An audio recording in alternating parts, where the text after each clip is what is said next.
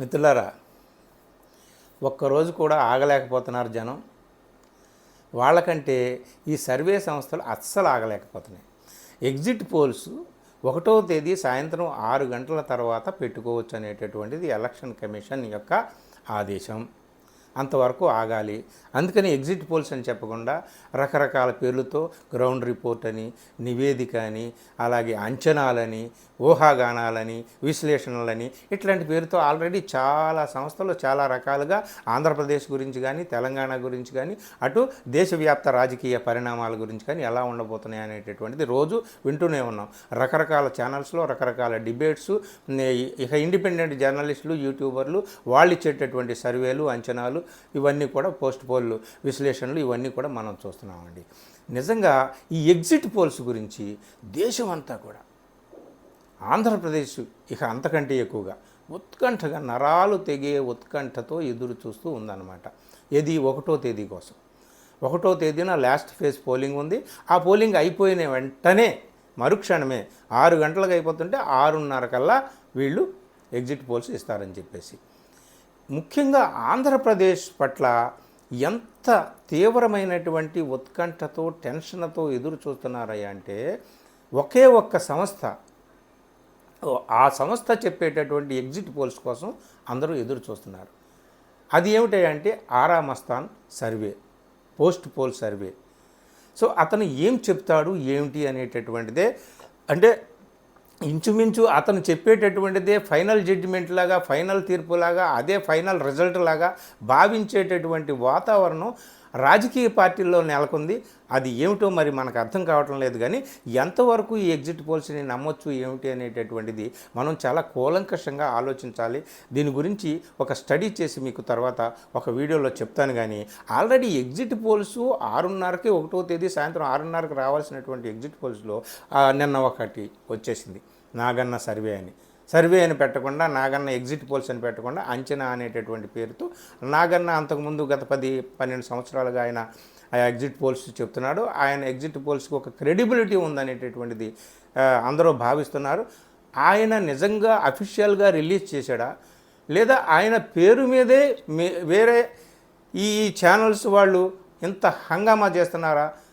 ప్రతి నియోజకవర్గం వారీగా, ప్రతి ప్రాంతం వారీగా, అటు లోక్సభలో ఇటు శాసనసభలో ఆంధ్రప్రదేశ్లో ఏ నియోజకవర్గంలో ఎవరికి ఎన్ని సీట్లు రావచ్చు, ఎక్కడ ఏ అభ్యర్థి ఓడిపోతున్నాడు, ఏ అభ్యర్థి గెలుస్తున్నాడు, ఏ అభ్యర్థుల మధ్య కీన్ కంటెస్ట్ ఉంది, ఎక్కడ ఎవరికి ఎడ్జ్ ఉంది, ఎవరికి ఎక్కడ ఇంకా అటు ఇటు తేల్చలేనటువంటి భయంకరమైనటువంటి యుద్ధం ఎక్కడ జరుగుతుంది, ఇవన్నీ కూడా మొత్తం నాగన్న సర్వే అనేటటువంటి పేరు మీద రిలీజ్ చేసేసారు.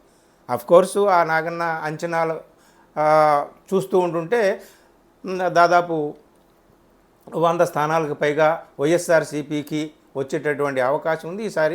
మరోసారి జగన్మోహన్ రెడ్డి ముఖ్యమంత్రి అయ్యేటటువంటి అవకాశం ఉంది.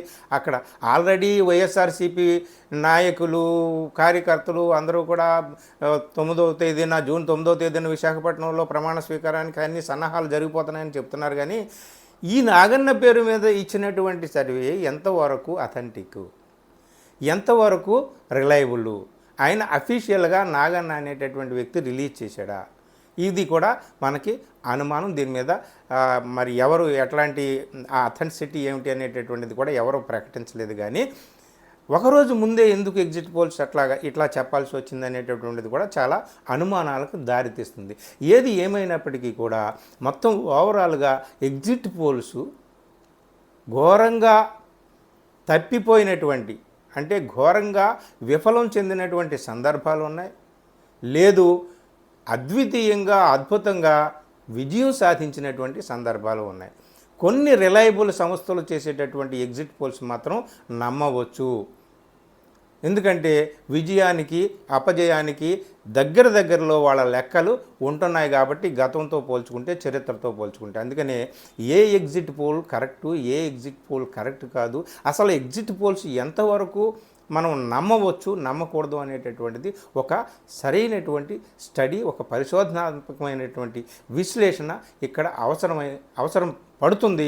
చూద్దాం, రేపు సాయంత్రం వరకు వెయిట్ చేద్దాం. వెయిట్ చేయలేకపోతే ఇదిగో ఇలాంటివి ఇండియా టుడే పేరు మీద ఒక క్లిప్ వైరల్ అవుతుంది.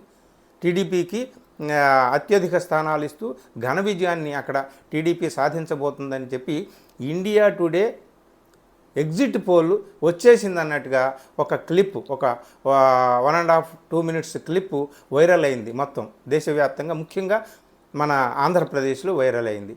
మరి దీన్ని నమ్మాలా, నాగన్న నమ్మాలా? ఇవన్నీ కూడా ఏమిటి? అందరినీ కూడా గందరగోళపరిచి ఇంకా చిన్న చితకా వాళ్ళని కూడా అప్పులు చేసి పందాలు కాసేటట్టుగా వీళ్ళు చేస్తున్నారు. మరి వీటి మీద ఎలాంటి నియంత్రణ లేదు. కానీ చూద్దాము, ఎగ్జిట్ పోల్స్ వరకు మనం వెయిట్ చేద్దాము.